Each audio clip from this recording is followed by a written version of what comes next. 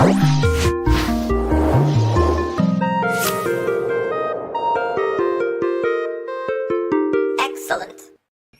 Hey, what's up, folks? Welcome back to another 3D Hangouts. My name is Noel Ruiz. I'm a designer here at Adafruit.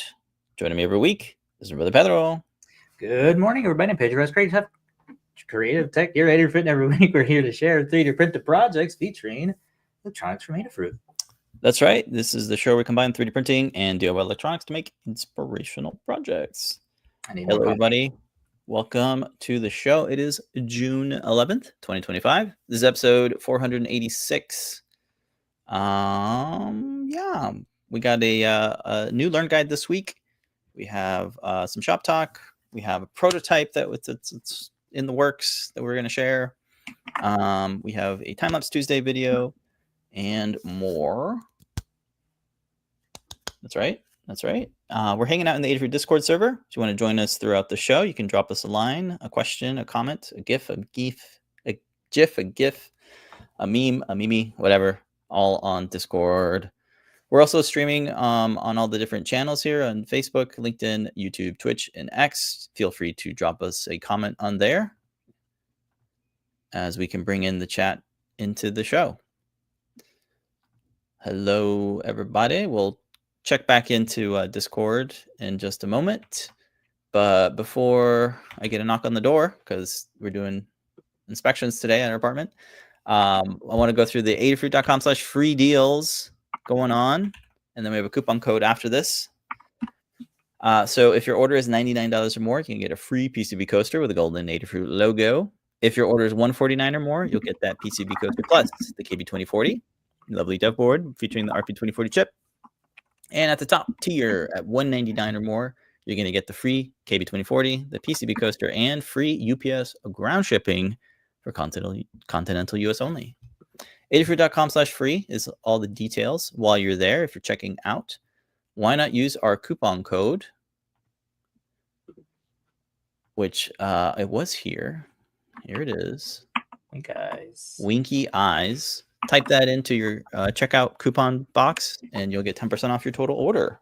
And we appreciate everybody using our coupon code. All right. Going to give some shout outs to folks that are chatting on the Discord. We got Duester hanging out. Hello. And we have Nikita, I believe, on YouTube. Hello. Thank you for joining us today, this morning, and everyone else tuning in or listening in. There we go. Yeah. So last week, Pedro, you talked about your LED alarm clock project, a collab with Liz Clark and Claude.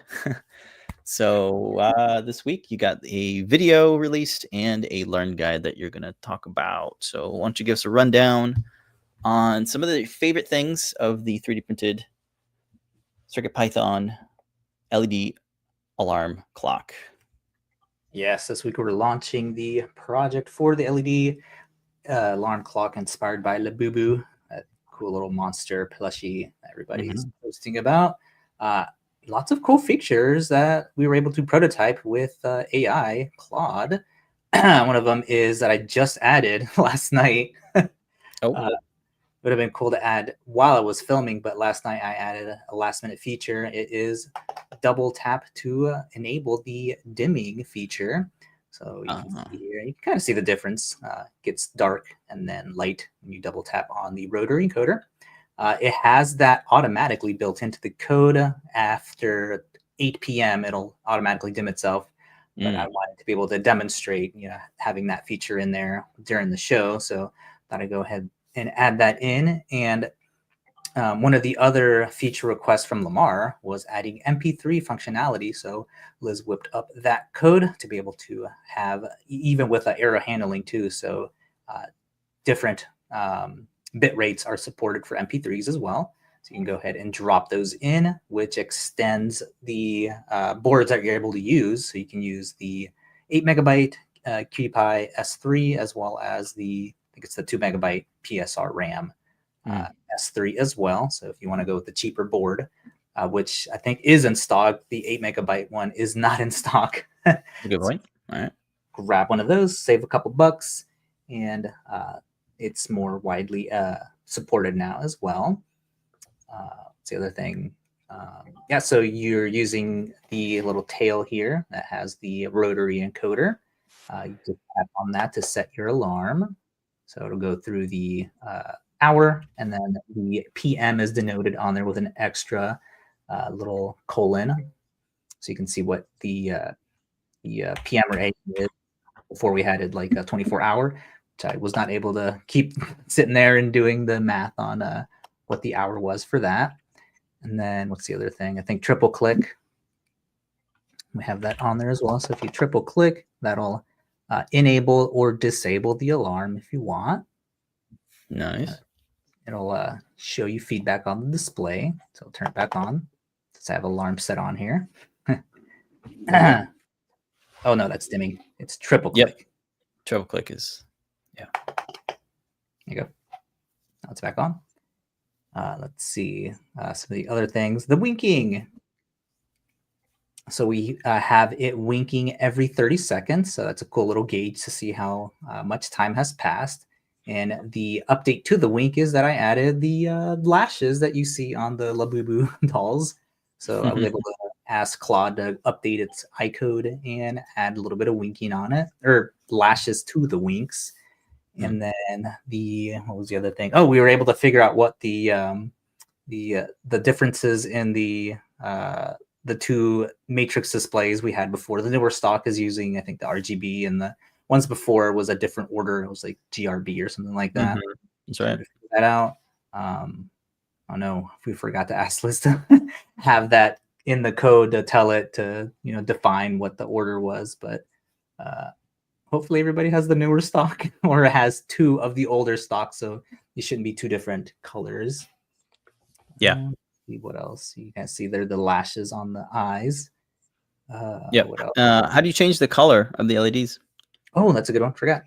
Yeah, so the color is changed by just simply rotating. So you can go through the rainbow of colors by just rotating his little tail. And I'll go through all those. Let's land on, what were we before? Red, green. There you go. I like red. Yeah, red's okay. Good for the eyes when you're when it's dark out. Yep. And let's see, just minor tweaks all around, like increase the visibility. So I extended where the cutouts are for the nice. grid. I did try increasing the thickness of the grid, but then you weren't able to see it as good at a different angle. So I just left that alone. It's like it looks more clear and like more, I don't know, it looks more legible. I didn't change anything. Yep. Like I said, I tried making it thicker to try to I don't know, like we've done before, we've had it more isolated so you could see more of the squares, but as it turns out, doing that, you weren't able to see it at an angle like that. It like cuts it out because obviously, it's going to be thicker, so the lights aren't going to go through on the side. So that would be helpful if you don't want like the light to be shining at an angle. Yep. Oh, we got a question from Nikita. Is it a potentiometer?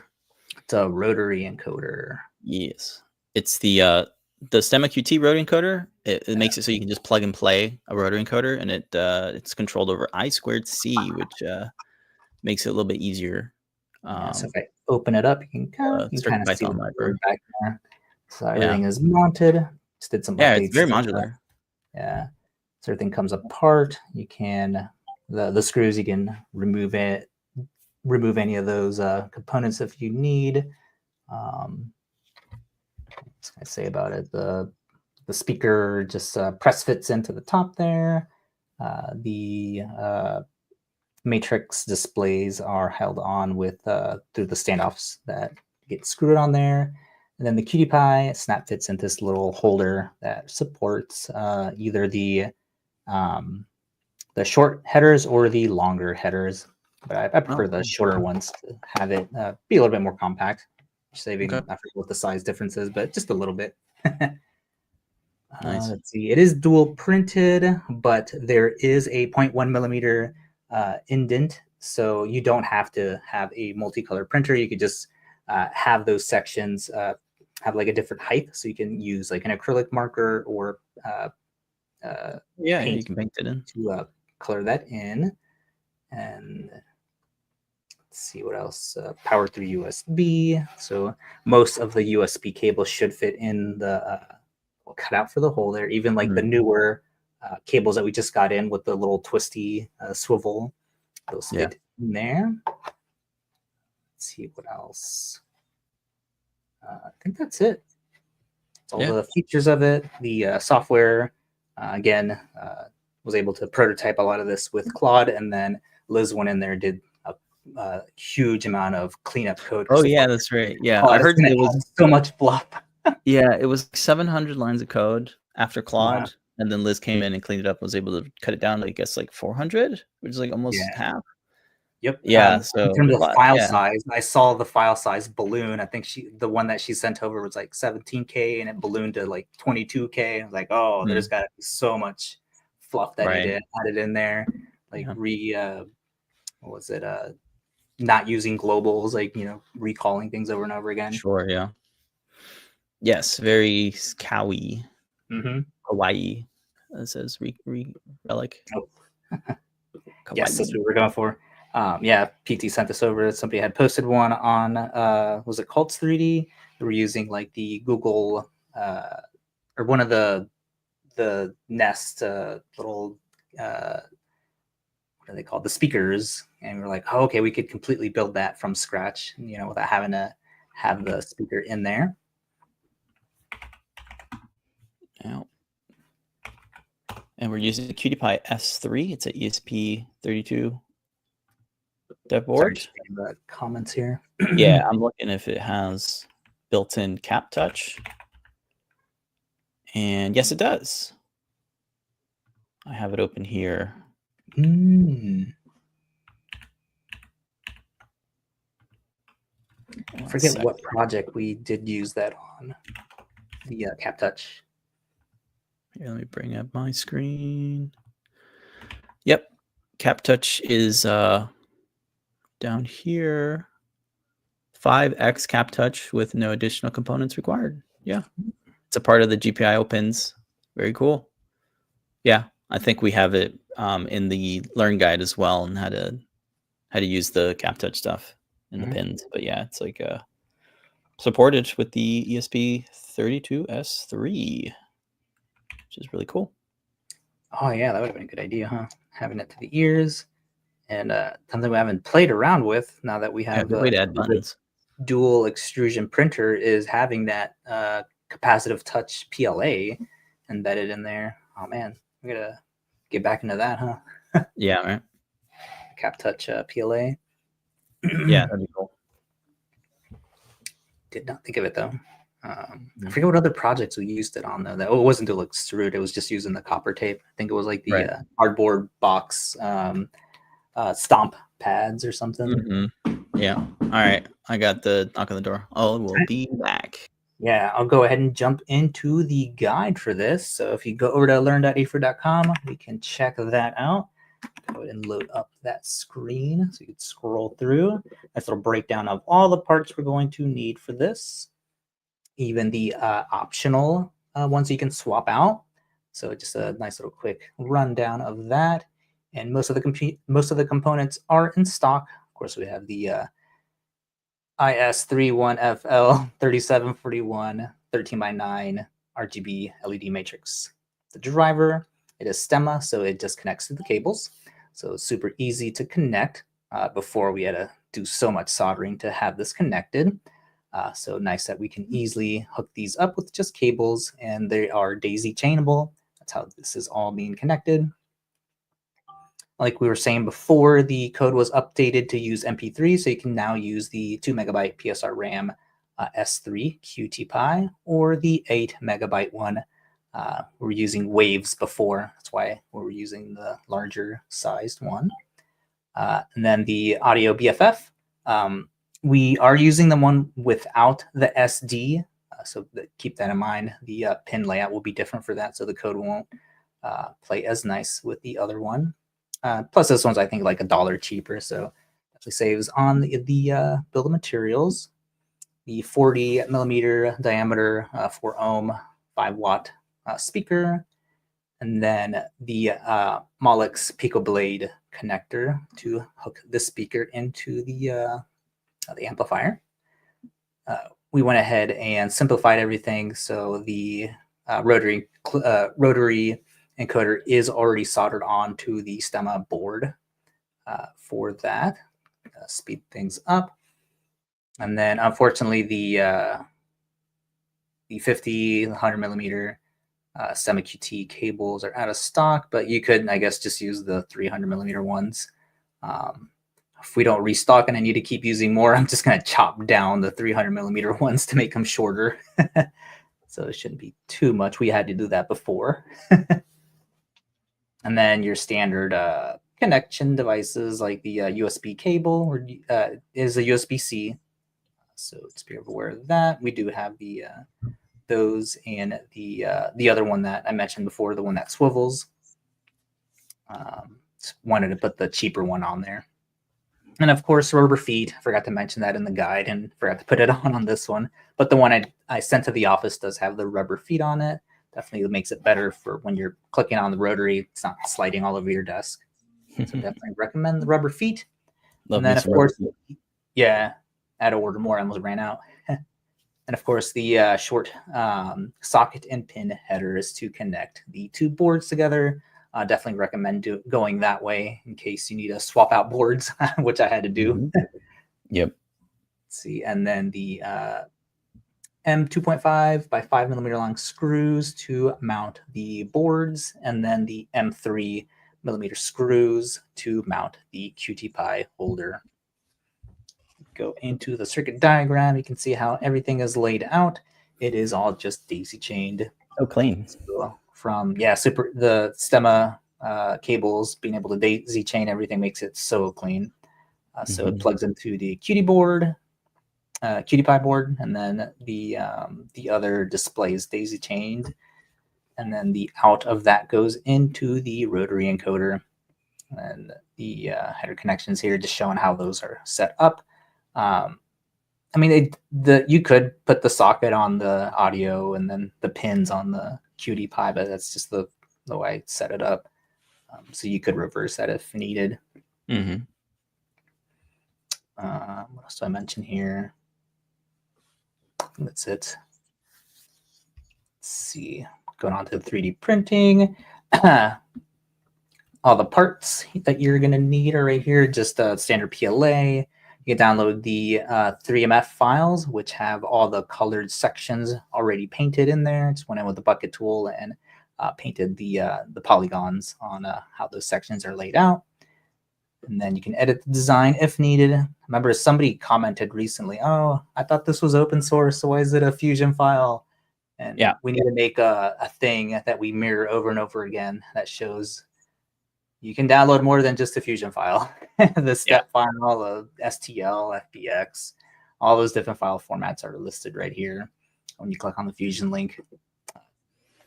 Was that responded to like in the Ask an Engineer section? Yes, it was. What did she say? I didn't see. Hopefully it was basically that you know, that's go back and watch it. All the file formats like, you know, as long as you share something, it's like it's okay. It's I mean, all the file formats are there. Yeah. Here's a little exploded view of what that looks like, all parts mounted. Whatnot. Cool. Yeah, you got some 3D models of the rotary encoder STEMMA QT board, and of course the LED Matrix board, which has all the components on it. Yep. And you can download those in various formats too, STL, SEP, whatever you'd like. You can kind of visualize here too how the little indent. Yeah, those are nice. Yep. So it gives you like a nice little border if you're using acrylic marker or a paintbrush to color those sections in. That makes it really nice. I like how continues to float all the look at the way it the LEDs too. Spreads them out in like a nice grid. Yeah, that's cool. Woo.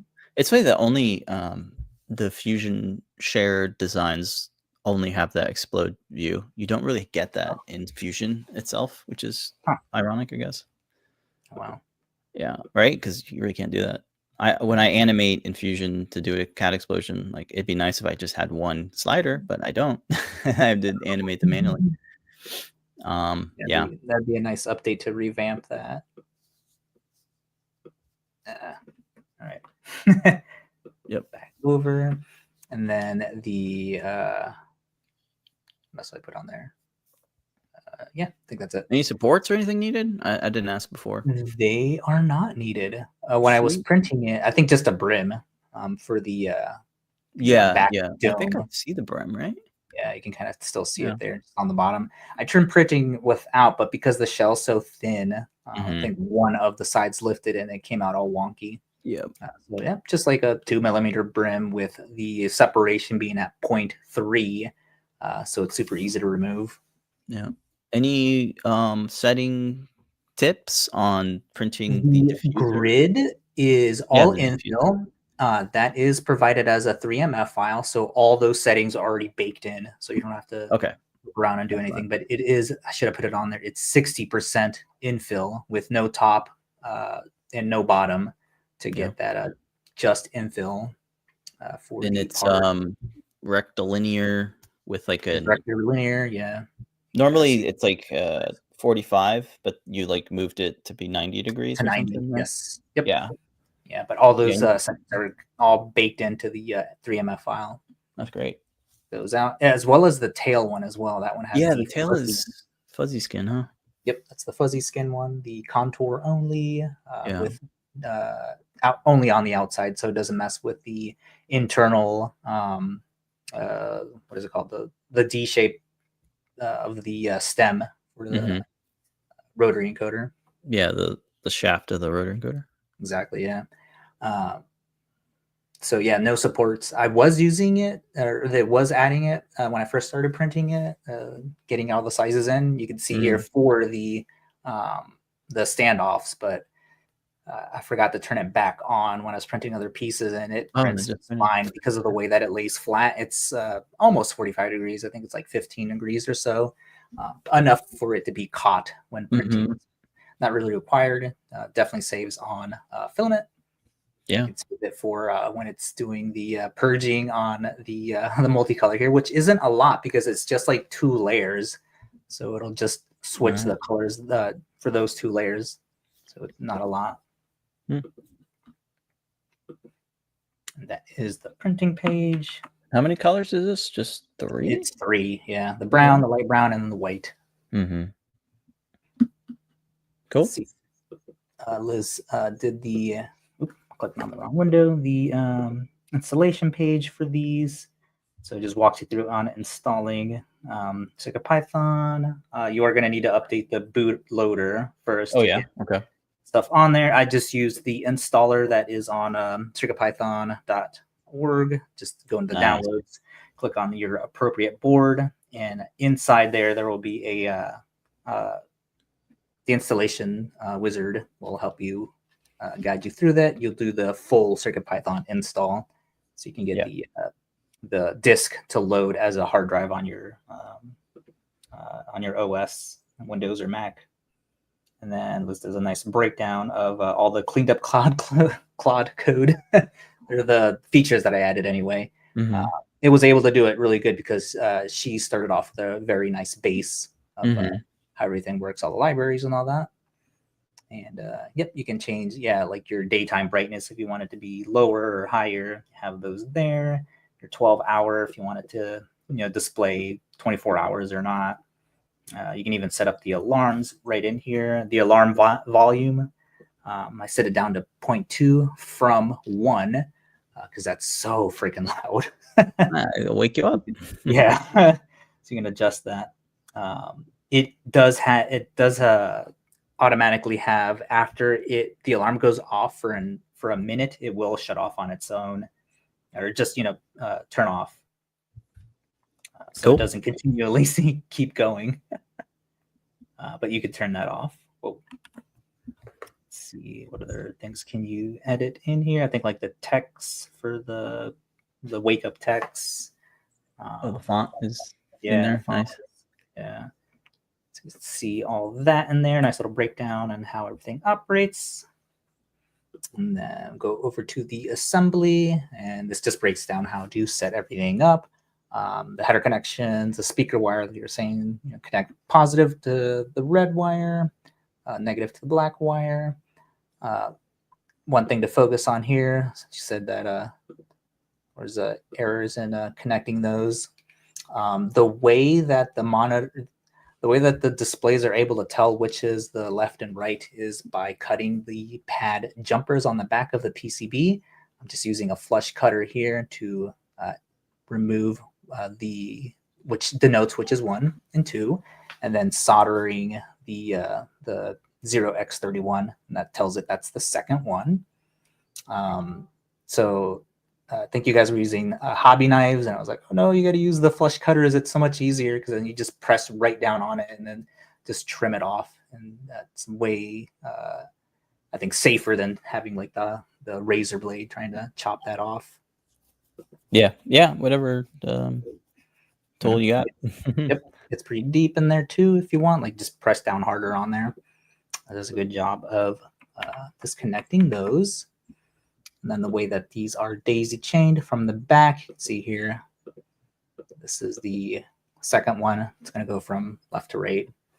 When you're installing these, it'll read right to left. Or other way around. Yeah, because it's flipped. So it's like It's trying to remember how Willy Wonka said that. Flip that, turn around. See, the grid mounts from the back first, and that press fits into this the little window, or a little square cutout. It has like a little taper, so as you push it in, it gets smaller to grab onto the edges. And then you just use the M25 by 5mm long screws to attach those. The QT Py and the Audio BFF, those get connected or press fitted into this holder once they're stacked together. And then you can see here that it just grabs onto the top to hold those in place. And then we attach the M3 by 5mm long screws. And the reason those are M3s is just because of when you're attaching the USB, I just wanted to make sure those are had more heft to them. So it supports, you pushing the USB cable through and into it so it doesn't fall or get ripped out. Just increasing the toughness of it. For the rotary knob, we are going to have to remove the hex nut in the washer that it comes with, just so that I can get pushed all the way through the back dome part. And then we're using the M25 screws to mount those onto the standoffs. And the reason we do it that way is because of this little tab that is on there. You can kind of see it right here.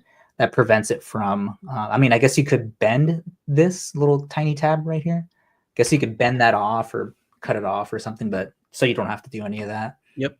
Just using the standoffs with enough height to not override, but get around that little. I don't know why they put that little tab there. I guess it's for alignment. For alignment, yeah. It's to anchor it down so that when you tighten the nut, it's not like spinning freely. I think. Yeah, but I always cut it off. It's. That's what we're using the standoffs for that, and removing the hex nut in the washer. So we have the extra stem length to protrude through. The speaker gets placed over the top, and then you twist it. The little connection pads right here is what's actually holding it in place. So you just lay it on top and then just rotate it, and you'll feel it. You'll feel the tension increase once you rotate it. You can kind of see it here. I rotate it towards the back, and that's what's holding on. I was trying to figure out how to Fusion wasn't allowing me. I'm sure there's a different. I just had to move on, like maybe making a coupler or something so that a separate piece that goes onto the speaker so it doesn't pop out. Yeah, but, I think it's good enough. It's good enough. Yep, I'm gonna have to figure it out for the next time we use a speaker, because we have completely different stocks of speakers now. So I will have to figure it out for next time. And then after that, we'll just align, actually, just make sure that the wires are all out of the way of the USB port. So when you plug your cable in, none of these wires are in the way. They can be coiled and then just placed over, the back of the the cutie pie holder. Just place these in the back so they're out of the way of the port. Plug it in the USB, and then you'll do that as you're joining both halves of the domes. And just align them. They're little snap fit pieces that connect together, and then just kind of hold, like grab onto each other. And then lastly, we'll align the D shape of the stem for the rotary encoder to the printed little tail here for our new knob. Yeah. And then just align those together. And that's it. We'll use a USB power to hook that up. And like I said before, I forgot to add the feet if you don't want it to slide around, but you can grab those too. And that's pretty much it. Nice little way to have a themed Matrix alarm clock with a bunch of cool features. IoT, so you don't have to set the time when the daylight savings time comes around. Nice character with the little winking stuff going on, color changing. The MP3 support is super cool. Yeah, I think it's super cool. I'm gonna have to fully featured alarm clock. Yeah, I have to decommission the clock that you made last time, because that's what's been on my desk. The last clock we made with the which one? I forget the name of it. The one that you made last. Oh, the RTC clock. RTC one, yes. Yeah, yeah. That was like I think a year or two ago now. It's been a while. Yeah, it's what's been on my my desk. Yeah, no alarms on that one. We were just trying to make a basic RTC clock with the big LED numerical displays. Yeah, this is cool because you have fonts, and it's just like what a great evolution of like clock projects. I remember Lamar was suggesting or asking as a request for the alarms, but you were already done. We were like already in the middle of filming or doing the guy, and we're like, oh man, maybe next time. So happy that we're next able time to has come. that on there.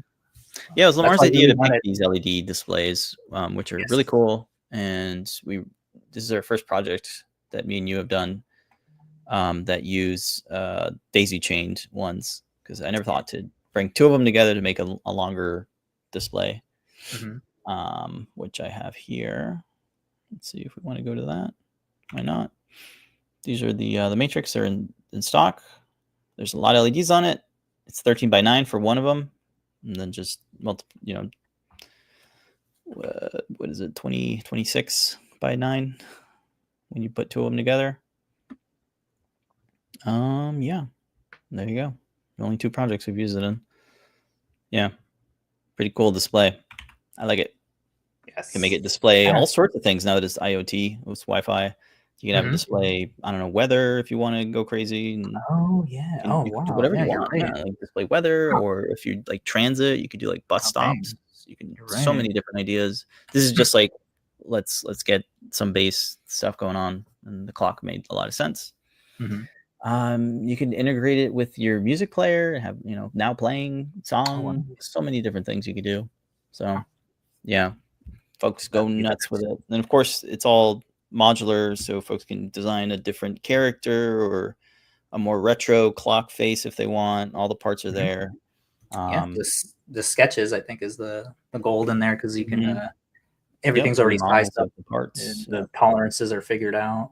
Yeah, you could swap out the speaker if you want a different speaker, or cut down if you don't want a speaker. Yeah, all good. Yep. So get all the parts from the Adafruit shop with our coupon code Winky Eyes. We'll get you 10% off your order. We appreciate everybody using our coupon code. And let us know what you think of the bunny clock. The squid Norber feeder clutch, use them on everything. Yes, that's why I almost ran out. Yep. Anything that's like on your desk that'll slide around just helps so much. Taith saying yes, it's okay. The open source design files are in the original format, even if proprietary. Yep. Exactly. Yep. Yeah. Thank you. Cool. You're looking at other CAD apps, like on the iPad. Like if we one day have to move away. Yeah, I'm eyeing those CAD apps. I'm gonna start. I know, it makes me want an iPad just because of them. Yeah, right. Like every modeling video that I see on like TikTok or Instagram. Yeah. It's like they're always on their iPad using. Yeah, I want to get that Nomad. Shaper. Yeah, Shaper Or or Nomad. for sculpting. Another GUI one where it looks like it's all metaballs and Mhm. they're printing everything in the resin printer because it's like so organic, all the shapes they're making. Yeah. Cool. Let's see. We did the coupon prototype for this week's prototype. So it is, let me pull up the screen. There we go. So you're going to hear it now. So this is our fake typewriter using the CircuitPython and the Feather RP2040 USB host. The idea is that you would plug in a USB keyboard, just a generic USB keyboard HID device. And then the Feather RP2040 will drive our new solenoid driver. So there's two solenoids, one that's ringing the bell. We're thinking when you hit the return or enter key on your keyboard, it'll be as if you were creating a new line on your fake typewriter. And so the enclosure design is of course 3D printed, but it's meant to be like this tiny little cute faux typewriter. And then you have the USB-C port for the Feather on one end, which will connect to your computer, and then the USB-A port on the other side, which you would connect your USB keyboard device. And that way it can intercept your keystrokes, and that will drive the second solenoid that will just create these, these typing keys. So we got inspired by this maker on Twitter that we'll share when we do the guide, and it was a really cool way to make like this fake gadget that's like kind of fun and whimsical. So let me play it again so you can hear like how it sounds. So this is just some demo code that I quickly put together. It's just testing the two solenoids that are in there using the new solenoid driver. So I can pull up the solenoid driver on here. Let me just type in solenoid driver, see what we get. There it is. And Liz actually just used it in a project, the xylophone toy robot. So this is the solenoid driver. It connects via I2C using a STEMMA QT cable, so it just plugs and plays. And then I'm using the little 5-volt solenoids. That way we don't need external power. We can just use the USB power pin from the Feather RP2040 USB host. And these little guys have these little connectors on it. So I have a female or a male JST cable that plugs into it. And then the driver has screw block terminals, so there's no soldering needed. So here's the photo of bigger solenoids using external power. I guess, yeah, with the Metro you can do 12-volt power, but I'm doing 5-volt power, so we don't have any external power other than like from your computer's USB hub. And it's got up to 8 channels, so I'm just using 2 of them because I think that's enough. One to ring the bell, and the other one to act as the typing noise. And we have a learning guide. We have a CircuitPython library for it, and Arduino library as well. So yeah, that's kind of a rundown of it. I can do a quick share of Fusion because we haven't looked at Fusion in a while. Just kind of show you a little bit of the CAD stuff because I don't have the device on hand because actually Liz has it right now. She's like working on the code for it. But let me bring this on the stage. So here is the design, Fusion 360. Let's do a little cross-section view so you can see where the circuits are. So it's a 3-ish, 4-ish part enclosure design. You have a bottom cover that has the solenoid driver here mounted to some built-in standoffs on the bottom cover. And then really close right next to it is the Feather RP2040 with the USB host. And then on the back side here, we have one of the solenoids, which gets mounted. So this solenoid has 2 M2 holes, and I'm just going to attach it with screws here. So those are the 2. And then on top here, we have another plate. This one here, let me hide the bell here. You can see how this top cover has like a little pull.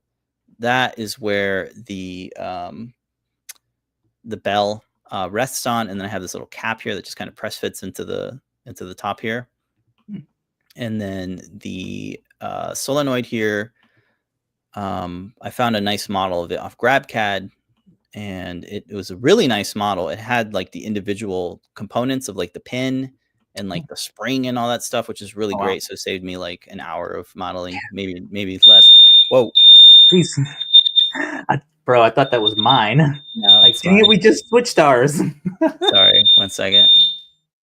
We like got one and it came in and the freaking plug was different. So it's like, oh man, now we got to order a different one. It's like, when did they update the freaking connectors to these? And then we're like posting. Yeah, it. so that Like, part oh, of yeah. the inspection of the apartment is to like run these run The these test. alarms. Yeah, you got to test it. Yeah, you got to test the alarms. I didn't realize I work from home, so this is unfortunately when they do it. They do it on a Wednesday, and instead of canceling the show, I thought, you know, might as well run through it. So sorry everybody for those in your headphones. Rest in peace. But back over to this.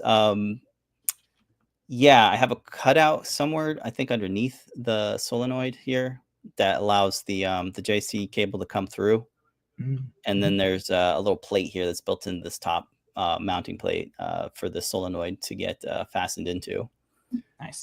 So let's see, the bell here is like, what is it, 65 millimeter bell. Found it off Amazon. They're easy to get. I have it here. It's like this is what it sounds like, you know. It's just your service bell. There's more alarms going off. So it's the smallest one that I could find. I wanted a smaller one, but this is the smallest one I could find on Amazon, and I want it to be relatively easy to get. So I didn't want to like, you know, get some obscure thing. But they come in a pair of 2 for like $5, maybe less than that. Really cheap, and you just pop off. The little bits are completely. They just snap fit, so it's easy to take it out of this. Instead of like adapting my model to this holder, I just created a whole new one. I'm just using the metal piece. So unfortunately, plastic can't do this. Yeah. So that's why we're using a metal, you know, service bell to do this kind of thing. But yeah, that's pretty much it for the CAD stuff. You got a couple of ports here, one for the USB-C and then one for the USB-A type. And I think I'm gonna like, I kind of want some color. So either I, you know, paint this to do a dual extrusion, or even easier is to break this out as its own piece and then just print it and then snap it into this little cavity here. Yeah, that might be easier. Give it some color, you know. I think this would be cool in like black, and then this is white. And that's what everything is nicely compacted here. So just 2 screws, you know, for the 2 boards. And that's kind of it. You got snaps here for the top and the bottom covers. And then I think some screws for these 2 pieces here. But otherwise, yeah, it's pretty easy. It's a really compact. Yeah, I think that's it as far as like design stuff. Just maybe color up the fake keys. I don't think it needs any LEDs or anything like that. So yeah, and here it is again. So just imagine typing and hearing that, and then when you hit return, you get the service bell. Fun. Very cool. Whimsical. Yeah, so if folks want to pick up a Feather or the Solenoid Driver for making wacky, cool projects, use our coupon code Winky Eyes and get yourself 10% off your order. And that is prototyping. I think we're... Sorry, Brett. Sure.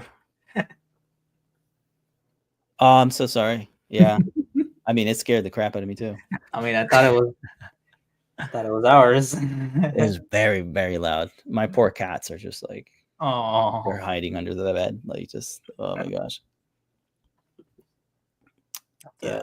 Look back at the footage, see if Rufio looked up. Heard it, yeah. Not again. It's that pitch that just like cuts through everything. Like normally noise cancellation will catch it, but it's too fast. The highest pitch. Yep. Let's see. Before we jump into your time lapse, because I see your jellyfish there, we do have this week. We have some new CAD parts. So we have a GitHub repo. Coffee. Okay, cool. All right, Pedro's gonna reheat his coffee. Hopefully, no alarm bells ring. And I'm gonna share my screen here. We're gonna go to the Adafruit CAD CAD Parts repository on GitHub. This week we have 5 new parts, starting off with the a new I2C extender. It's the LTC4311. It's not new, but it was a part request, so I went ahead and made that. We also had a part request for the DAC 7578 breakout. So that was able to generate a model for that.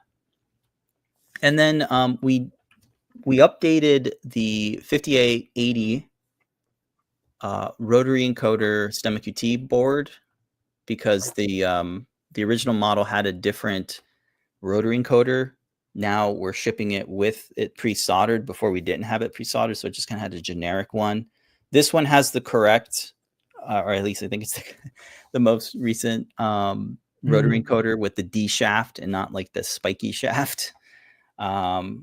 Yeah, I think that's the reason. I forgot to mention. Yes, we're talking about it. It totally bit me just now. The cutout for the tail was for our old stock one. So right, the one that I had to the one that I shipped to the office, that one fit perfectly. So I printed out another one for myself, and it goes in too deep. So I need to update this tail to be updated to the length of what the one that we have in stock now. Yeah, I had to go back to export that and redo the zip file for the M3F files of it. Yeah, I think it's off.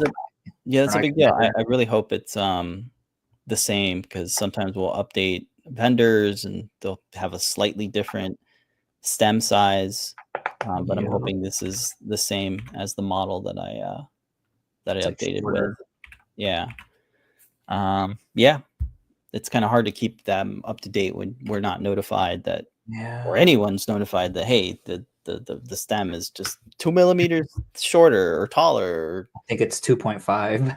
2.5 millimeters taller, you know. So we'll see. And we kind of have a stock of, I don't know, the older ones. If there are older ones, I'm not sure. So anyway, just to be aware, that got updated. At least it has the D shaft.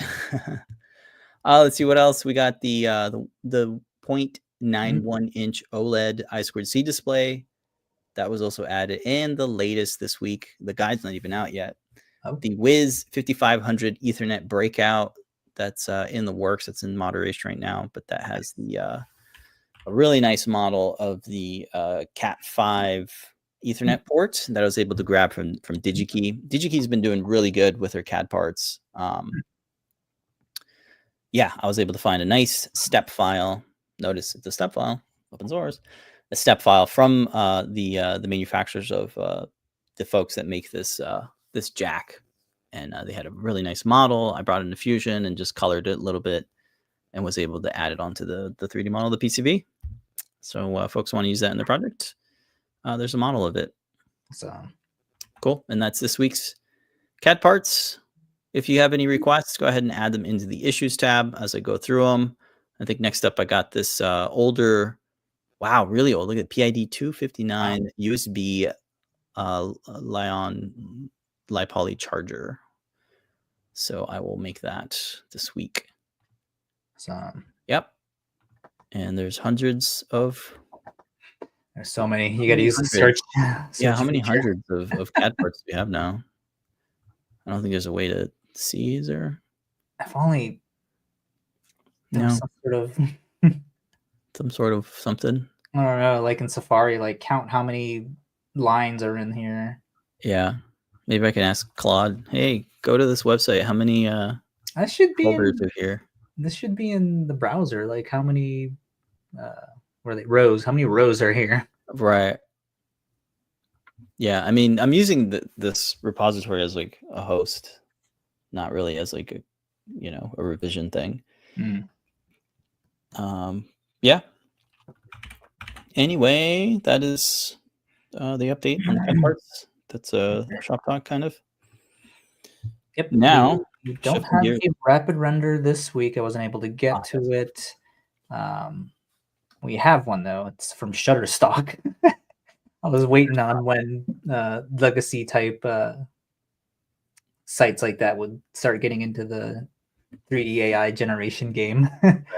We were talking about doing it live, and it's like, no, we're gonna stumble around because usually when I do them, I poke around first and then start recording the segment for once I know what the navigation of things are, and then generating the stuff can take like a minute or two, and I want to have dead air, and then when I have to edit this, I'll have to go through and chop all that stuff out. So we'll save this for not next week, the week after.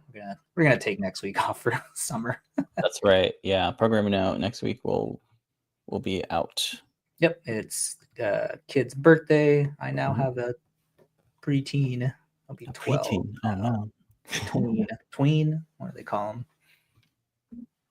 Adolescent. Yeah. We'll be out next week. But we'll be back the week after. Yep. And it'll be kind of like our mini summer vacation. Yay. All right. Speaking of summer vacations, Jellyfish, you're in the jellyfish part of the world. I don't know, down south in Florida. There's Jellyfish here, the Man Awards. Yeah. So this was supposed to be a test for using the ASM TPU. That's what I used here. And the dual extrusion worked really good. Yeah, it looks pretty squishiness clean. Did not. I printed one wall, and I can't squish this without like a ratchet or something to really. Oh, you can kind of see it here. Is it really one wall? Hold on, let me go back here. Yeah. There's some infill in it.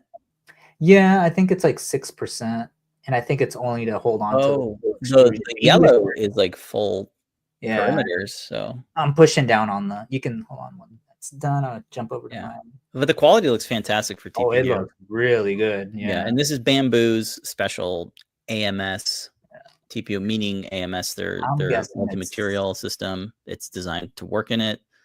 That's great. It's tougher than 85 or 95. So this is a combination of like regular PLA and TPU, or is everything TPU? I think it's 60D. No, this is all TPU. I got so even the flexible hinges. Yeah. That's what I was testing. How the heck? I know, right? So that tested out good. The only thing that did not come out good was the squishiness. Yeah, the TPU normally isn't squishy. No, it is. The 85A is. Well, it depends. Yeah, like NinjaFlex isn't really TPU; it's TP. Oh, it's a TPE. You're right. The elastic is the acronym there. Yep, you're right. Yeah. So you can kind of see them struggling to push down on this. Yeah, but it's an indent. Like you could run it over with your car and, it won't break because it's not brittle. It's like very, very, very indestructible. But like you can cut it with scissors. It just just like kind of it's meant for that sort of thing. That application for like indestructibility. TPU test for that. A more proper TPU test is probably this. We're using one wall hinges. Wow. For folks that are just listening, look at this. I mean, look. It's a compliant mechanism, I guess, with flexible hinges. Yeah, so it's just one wall. Let's see there. And you'd really have to try really hard. No, this is so freaking tough to rip off. This is where this type of stuff makes sense, where it's one wall to create a hinge. And you can see a live hinge, a live hinge, it's on both sides. And you can just do it all day and it won't break. Yeah. If it was PLA, it would break. Oh, that would have snapped already. Yeah. I mean, I think some woodworks, like the the Pro stuff or something else. Wow. Fun. We got to do a drive over test for next week. I'm pretty sure we have on the past ones, even with the TPE stuff, which I do have one thing here I can quickly grab. We're using it as a bumper to the PCB cup holder. You can see here, this is super flexible, elastic, and grippy. It has this grippy, the bottom is grippy. Yeah. But it does not feel soft. So Bamboo doesn't make they have a non-AMS version, so now I'm gonna have to pick that up just to see, but I think it's just 85A, which is everybody has that, like Matter Hackers, NinjaFlex. Yeah, I have a spool of Matter Hackers TPU, and it's not NinjaFlex. Yeah, it's just a little bit tougher. We already did the 85A NinjaFlex tests on the Bamboo. It works not with AMS, the external extruder on the back of the printer. That works perfect. What did I say? The settings was just lower the volume speed 2 millimeters a second or something like that. I should have wrote that down. I don't know. I saved it as a profile. Okay. Relic on YouTube says they recently used TPU to replace an old chain slide on a motorcycle. Works surprisingly well, even under extreme conditions. That is another really good. So if you need it to be slippery, this works really good. Very good. Cool. Yeah. For me, the last Ninja Flex TPU stuff I made, I think, was like adapters for vacuum hoses and that sort of thing. Yeah. Yeah. Yep. If you need the profile, I'll send it to you. Okay. I have it saved on there. Yeah. And it's so cool because it on your account it just saves it, and so like all the printer or the two printers now have it. It just like syncs all of your settings.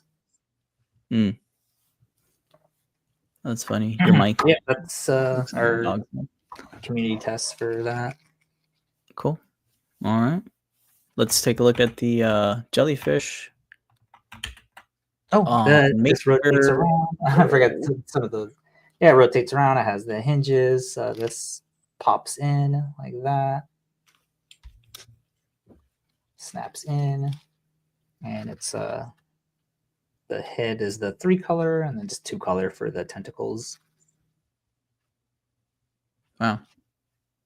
I can't believe those links are TPU. Yeah. It's super hard. Like it's super hard. Yeah, like they don't squish at all. Yeah. But they're indestructible, so you can't like pull it apart, you know? Yeah. Very kid proof. Like if your kid threw it across the room, it's not going to shatter. That's another good point too. If you need something to be it's something really small. No, that's true. That's the best use case right there. Yeah, let me bring in so this is a model on MakerWorld. It's from MakerWorld user Flexy JIMGA, making some excellent models. This is a free STL 3MF download. Here is some nice GIFs of it. Looks great with that rainbowish kind of filament that translate. Why is that so blurry? There it is. Yeah, that's really cool with the I think that's like a gradient filament. It looks really cool. Yeah, you didn't scale it up or anything, right? Nope. It's as is. They also have a knitted octopus. Knitted creatures is like a big trend right now. Everything's being knitted. Knitted texture. Truly delightful and charming file. Excellent print. Yeah, so tutorial on how to do that in Blender. Yeah, I would never have thought to make this in TPU. Like I'd be like, no way it would work. But wow, I'm so impressed it works. I thought it would, since were the colors all set for you to. The colors were all set for you. Yes. Yeah. These are actually using the paint brush tool to paint these patterns in. It's actually not part of the design.